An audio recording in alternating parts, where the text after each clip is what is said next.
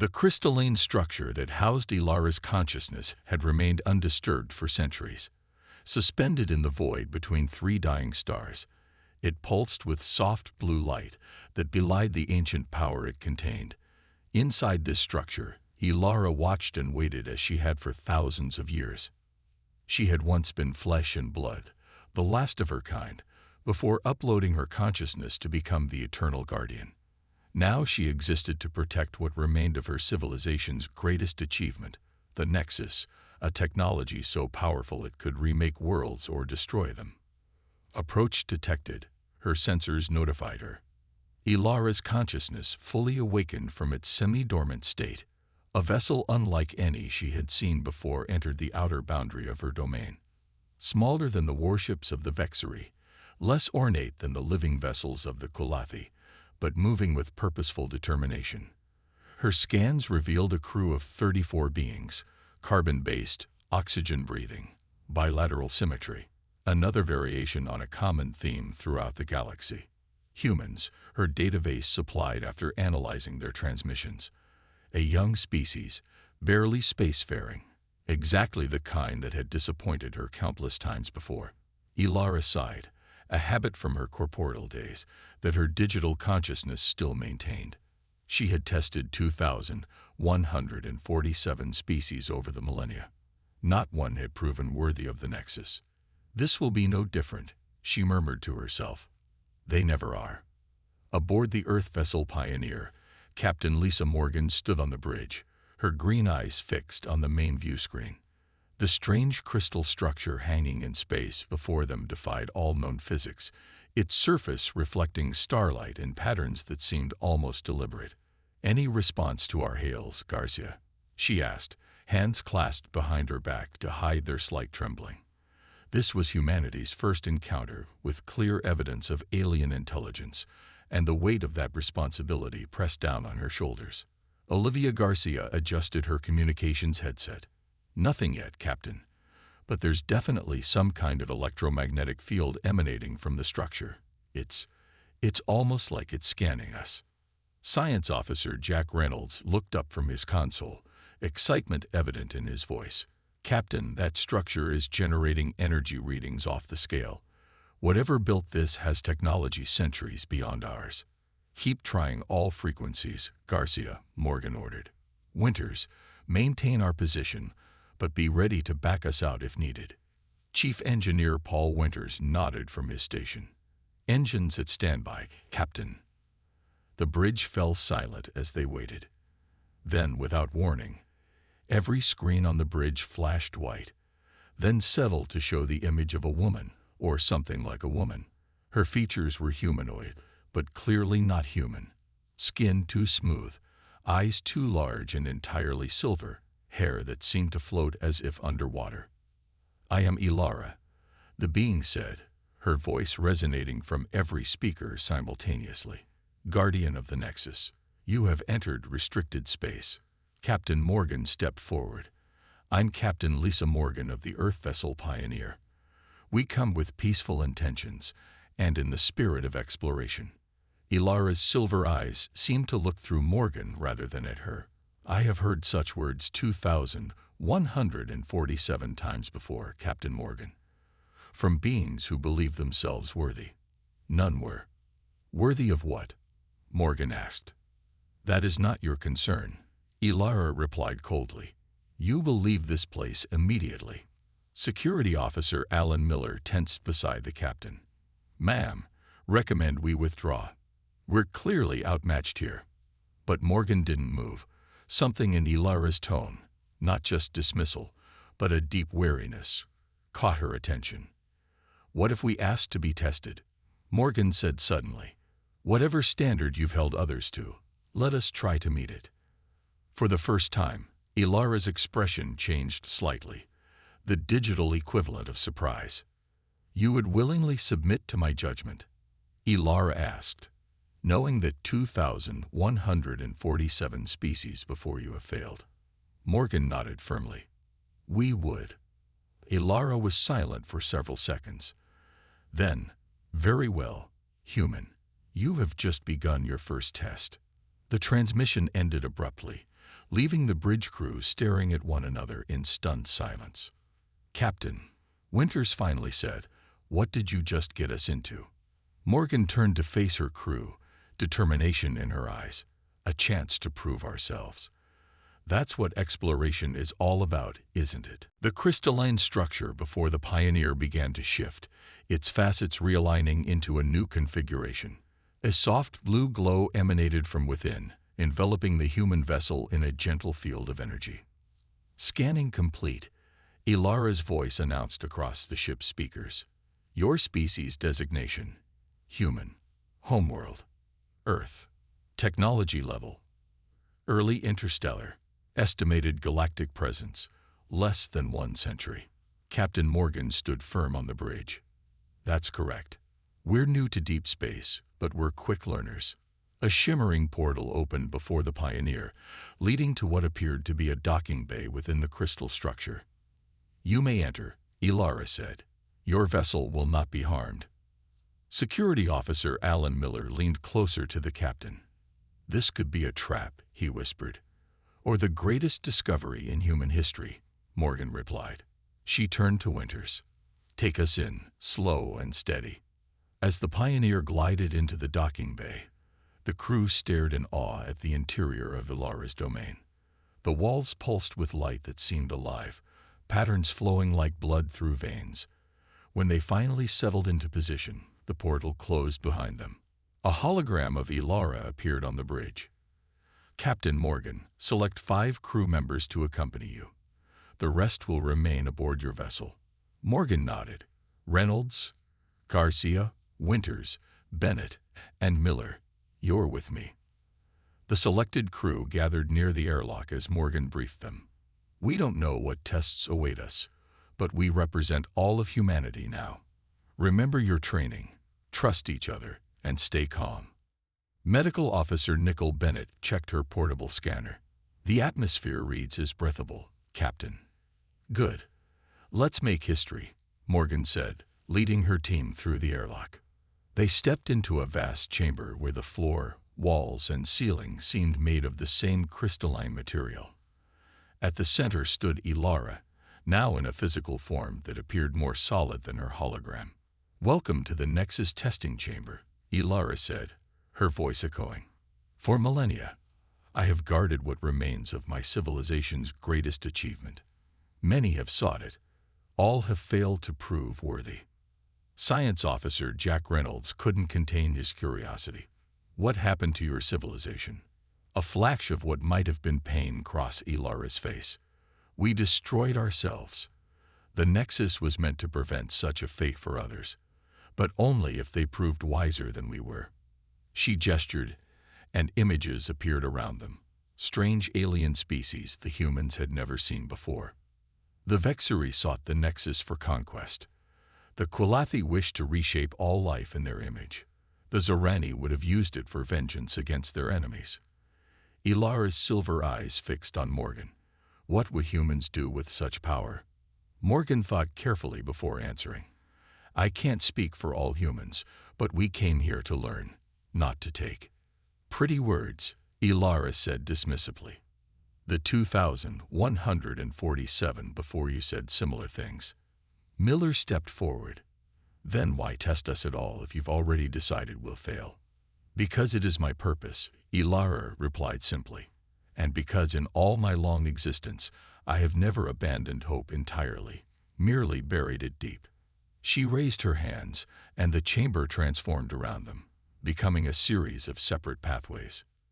"Your tests begin now. Each will face challenges alone before you reunite for the final trial. These tests will examine your intellect, your ethics, your capacity for empathy, and your courage." Garcia looked nervous. "And if we fail?" "You return to your ship and leave, your memories of the Nexus removed," Ilara said. "But should you somehow succeed where all others have failed?" She paused. "Then perhaps my long vigil will have meaning." Morgan straightened her shoulders. "We accept your challenge." As the words left her mouth, the floor beneath each crew member became transparent, and they dropped into separate chambers below. Ilara remained alone in the empty room, a flicker of something, curiosity, perhaps, crossing her ancient face. "Show me something new, humans," she whispered. "Prove me wrong." Olivia Garcia landed gently in a circular chamber filled with swirling symbols. They floated in the air around her, glowing with soft blue light. Some seemed to pulse in patterns, while others remained static. Communications specialist Olivia Garcia. Ilara's voice echoed in the chamber. "Your test is one of understanding." The symbols began to move faster, forming clusters, and then breaking apart. Before you are fragments of 27 languages from across the galaxy, species that lived and died before your ancestors left their trees. Decode the message hidden within them. Garcia took a deep breath. Languages were her passion, her gift. On Earth, she could speak 12 different tongues. But these alien symbols followed no familiar patterns. "Is there a starting point?" she asked.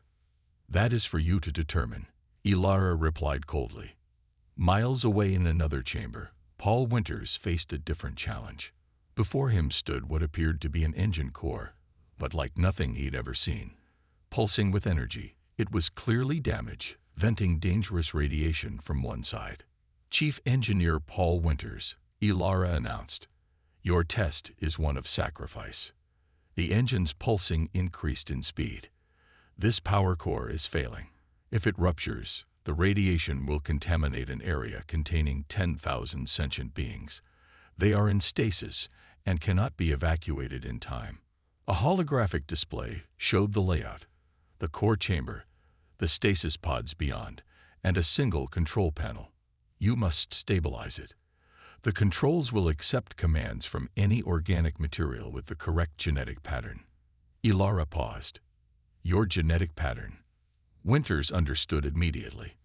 The radiation levels in the chamber were already dangerous. To operate the controls would mean lethal exposure. In a third chamber, Jack Reynolds found himself surrounded by stars, a three-dimensional map of a galaxy. "Science Officer Jack Reynolds," Ilara intoned, "your test is one of knowledge." Several star systems lit up red. These worlds face extinction from natural disasters: a supernova, an asteroid impact, a gamma-ray burst. You have resources to save 3 worlds. Choose. Reynolds studied the display, noting population numbers, technological development, and unique biological diversity of each threatened world. "How much time do I have to decide?" he asked. "The time it takes for this sand to fall," Ilara replied as an hourglass appeared beside him, sand already flowing. In their separate chambers, Nicole Bennett and Alan Miller faced equally impossible scenarios.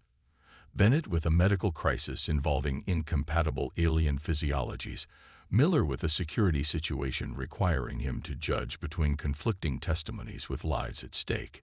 Captain Morgan stood alone in a chamber that seemed to contain nothing at all, just empty whiteness stretching in all directions. Meanwhile, Garcia had begun to see patterns in the swirling symbols.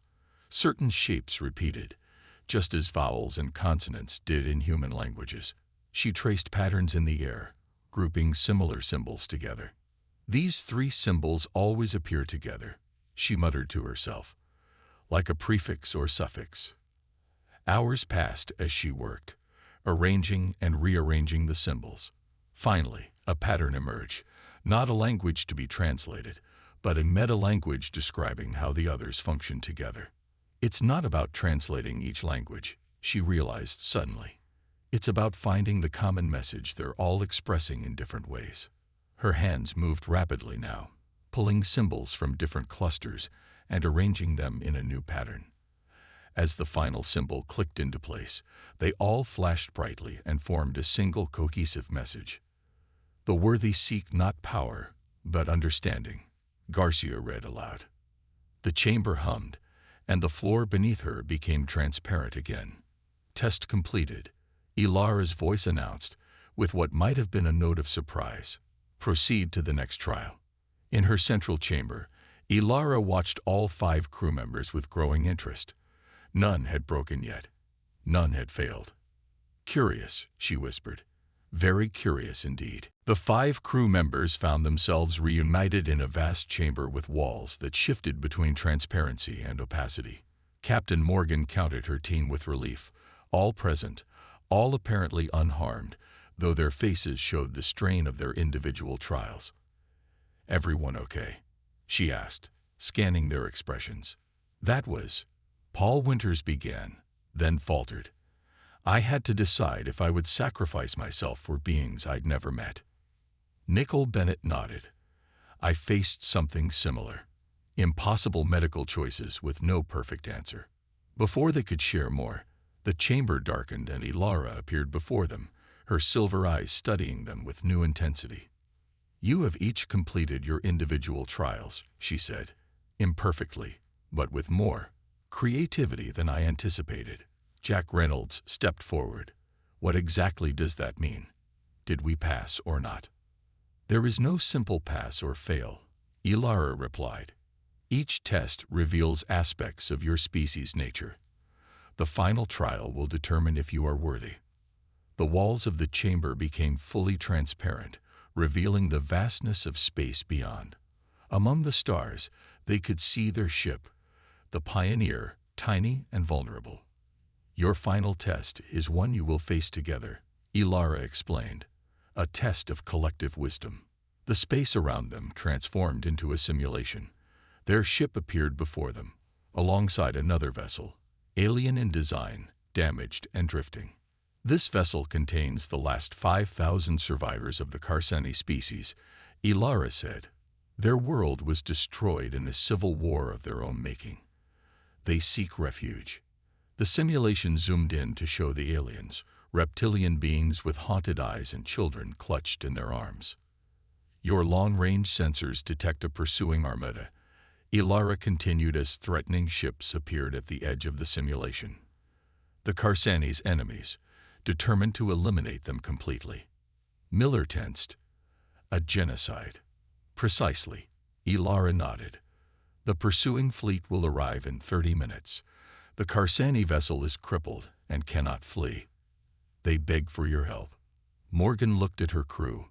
"We help them, of course." "Consider carefully," Ilara warned. "Your vessel cannot defeat the Armada.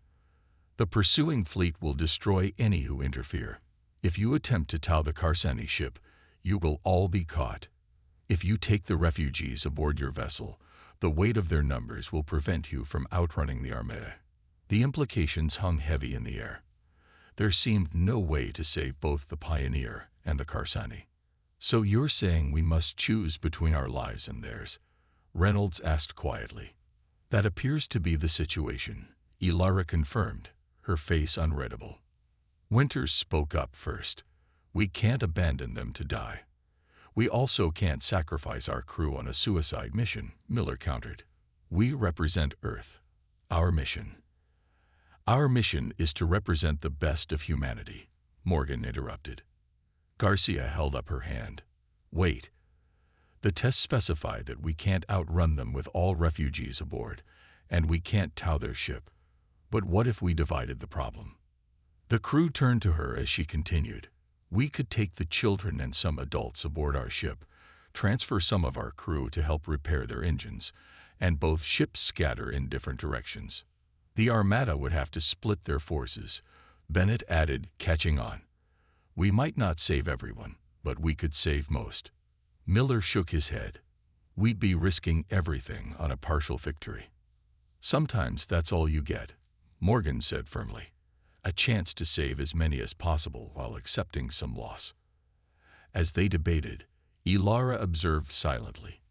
Unlike previous species who either abandoned the Karsani entirely or foolishly sacrificed themselves in hopeless battle, these humans sought a middle path, imperfect, risky, but balanced between idealism and pragmatism. "I've heard enough," Ilara announced suddenly, freezing the simulation. "This test is concluded." "Did we pass?" Morgan asked directly. Ilara's expression shifted subtly, almost a smile, though not quite. "You did not choose as I expected," she admitted. "And that, Captain Morgan, is becoming a pattern with your species." The chamber walls shifted again, opening to a new pathway. Continue, Elara said. The final phase awaits. The chamber into which Captain Morgan was led was different from all the others. Unlike the stark, clinical spaces of the previous trials, this room resembled a garden. Plants unlike any on Earth grew in spiraling patterns, their leaves catching light from an artificial sun overhead. In the center sat Elara, not standing regally as before, but cross-legged on a patch of silver-blue grass.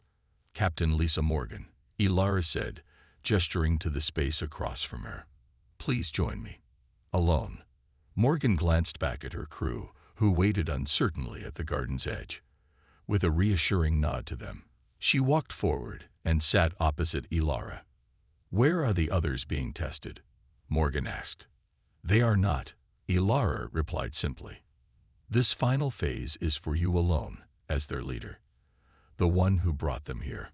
Up close, Morgan could see subtle details in Elara's face. Tiny fractures in her crystalline skin that spoke of great age, and eyes that held depths beyond their silver surface. You are curious about me, Elara observed. I am, Morgan admitted. You've tested thousands of species, rejected them all, yet continue your vigil. Why? Elara was silent for several moments. When she spoke again, her voice was softer than before. I was once like you, flesh and blood. A scientist from a world called Assyria. She waved her hand, and images appeared in the air between them. A beautiful blue-green planet with 3 moons.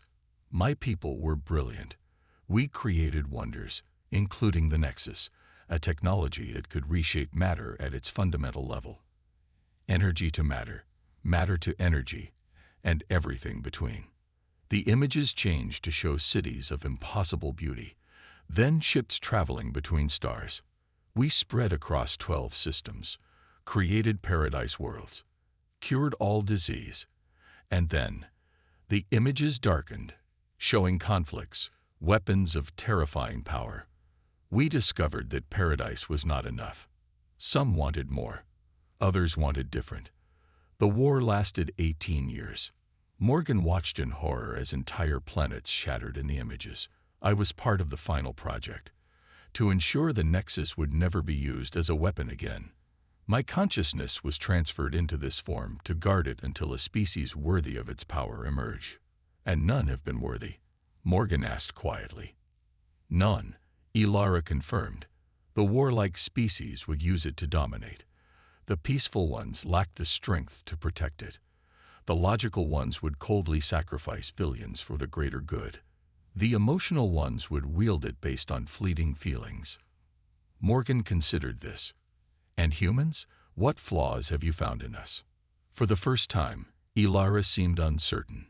Your species puzzles me. You contain contradictions I have not encountered before. You are capable of both great cruelty and surprising compassion, often simultaneously. That's what it means to be human, Morgan said.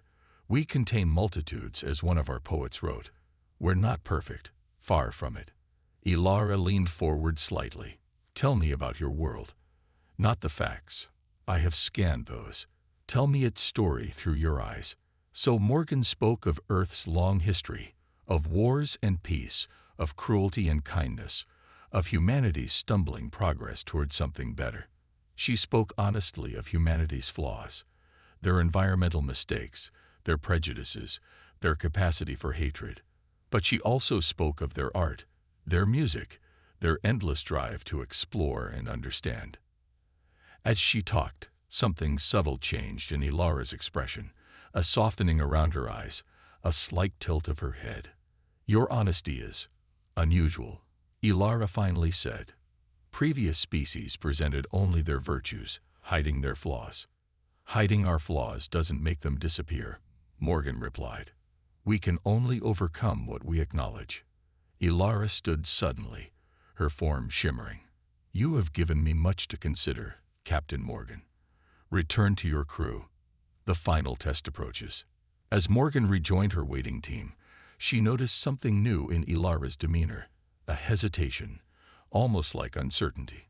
For the first time in millennia, The ancient guardian was reconsidering her standards of worthiness. The pioneer crew followed Ilara through a corridor that seemed to extend beyond the physical dimensions of the structure.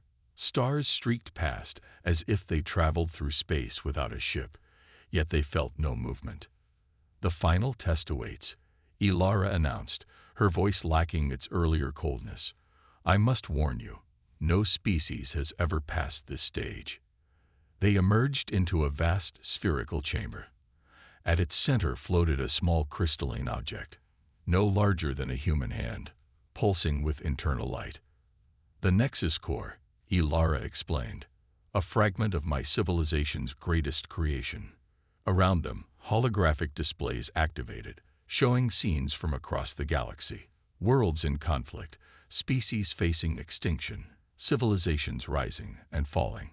"The final test is simple to explain but impossible to pass," Ilara continued. "The Nexus responds only to worthy minds. Approach it, Captain Morgan. Attempt to connect with it." Morgan stepped forward hesitantly. "What exactly will it do?" "It will scan your deepest thoughts, your truest intentions," Ilara replied.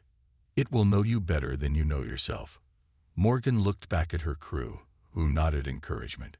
With a deep breath, she approached the floating crystal and extended her hand. The moment her fingers touched its surface, Morgan gasped. Her eyes widened as light flowed up her arm, enveloping her body. The crew watched in alarm as their captain froze in place, connected to the mysterious object. Inside Morgan's mind, the Nexus probed deep. It showed her visions of what she could accomplish with its power. Earth protected from natural disasters, disease eliminated, human suffering ended. But then darker possibilities emerged. The temptation to reshape the world according to her values alone, to eliminate those who disagreed, to become a benevolent dictator for the greater good. Morgan struggled against these visions. "No," she whispered, "that's not right." The Nexus pushed harder, offering her personal rewards, immortality, perfect knowledge, godlike abilities. It showed her loved ones she had lost who could be restored, mistakes that could be undone.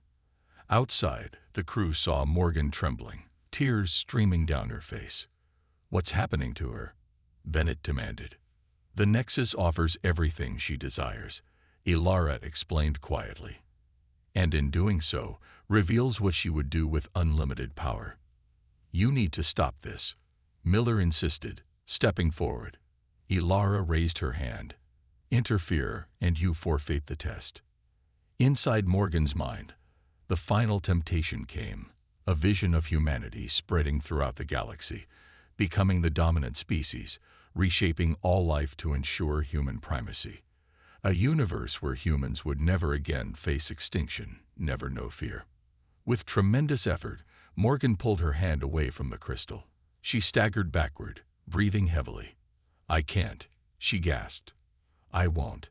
Ilara's expression remained unreadable. "You reject the Nexus." "I reject what it was asking of me," Morgan replied, finding her voice again. "No one should have that kind of power. Not me. Not anyone." "Then you have failed the test," Ilara stated. "Like all before you." Morgan straightened her shoulders. "If passing means accepting the right to play God, then I'm proud to fail." Silence filled the chamber. The crew exchanged worried glances, expecting to be sent away. Then something unexpected happened. Ilara laughed, a sound so surprising that everyone stared at her in shock. 2,148 species, Ilara said, her voice filled with wonder. 2,148 attempts. You are the first to give the correct answer. I don't understand, Morgan said, confused. The test was never about proving you could handle the power, Ilara explained, her eyes bright with emotion.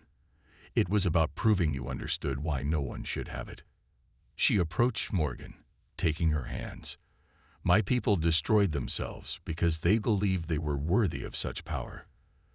The true test was always about the wisdom to reject it. The Nexus core began to pulse more rapidly, its light changing from blue to gold.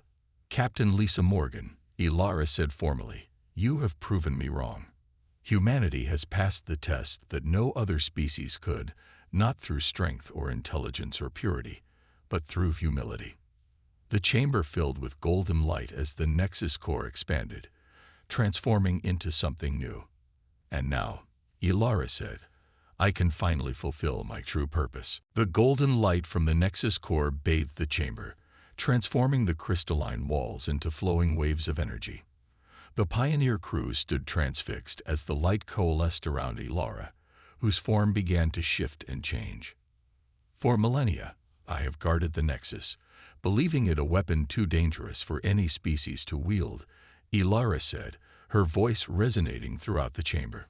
But that was never its true purpose. The core expanded, revealing intricate patterns within, not a single object, but a vast repository of knowledge encoded in light. The Nexus was created as an archive, Ilara explained, the complete scientific, cultural, and historical knowledge of my people, our final gift to the universe we were leaving behind. Captain Morgan stepped forward. Then why the tests? Why turn away so many? Because knowledge without wisdom is dangerous, Ilara replied. My people learned this too late. We believed ourselves worthy of any power we could create. That arrogance destroyed us. The light from the Nexus formed a sphere around the humans, showing them images of incredible technologies, beautiful artworks, and philosophical concepts beyond anything humanity had developed. This knowledge could advance your civilization by centuries, Ilara continued, or it could lead you down the same path as my people. The choice will be yours. We understand the responsibility, Morgan said solemnly. We'll proceed carefully. Ilara nodded, a genuine smile forming on her face. I believe you will. Your species possesses something rare. The ability to doubt yourselves even in moments of triumph. The Nexus core contracted into a small crystal that floated toward Morgan's outstretched hand. This contains a key to the archive, Ilara explained. Not the knowledge itself, but the means to access it gradually, as your species proves ready for each level of advancement. Jack Reynolds studied the crystal with wonder. Will you help us understand it? I will, Ilara said, and for the first time, she looked uncertain. If you would permit me to join you. The crew exchanged surprised glances. You want to come with us? Olivia Garcia asked. To Earth? My purpose here is fulfilled, Ilara replied. For thousands of years, I have existed in isolation, testing species and turning them away. Now I find myself curious about humanity, about what makes you different. Captain Morgan considered this request. Having an ancient alien intelligence aboard would raise countless questions back home. Yet the opportunity was unprecedented. We would be honored to have you join us, Morgan decided. There's much we could learn from each other. As they prepared to return to the Pioneer, Ilara moved beside Morgan. There is something you should know, she said quietly. The Nexus contains knowledge that could transform your understanding of the universe, but its greatest value may be something else entirely. What's that? Morgan asked. Hope, Ilara replied simply. My people's final message was one of hope, that somewhere in the cosmos, a species might evolve that could learn from our mistakes. Today, you have given me reason to believe they were right. 3 days later, the Pioneer departed the crystalline structure, which began to dissolve behind them, its purpose finally complete after millennia of waiting. On the bridge, Ilara stood beside Captain Morgan, watching the stars through the view screen. Her form had changed to better interact with the human crew, though she maintained the silver eyes that marked her alien nature. What will your people think of me? She asked. They'll be frightened at first, Morgan admitted, then curious, then accepting. It's the human way. Ilara nodded. And the knowledge I bring. We'll approach it one step at a time, Morgan promised, with caution and reverence, and yet with the courage to use it when ready, Ilara added. That balance is why you passed my test, Lisa Morgan. Not because humans are perfect, but because you understand you are not. As the Pioneer accelerated toward Earth, carrying its unprecedented passenger and her ancient gift, Elara looked out at the stars with new eyes. For the first time in thousands of years, she felt something she had thought lost forever: anticipation for the future. No one was worthy, she whispered to herself, until humans taught me that worthiness itself was never what I thought it was. The ship jumped to faster than light speed, carrying humanity's future with it, a future forever changed by an ancient guardian who had finally found what she had been waiting for all along.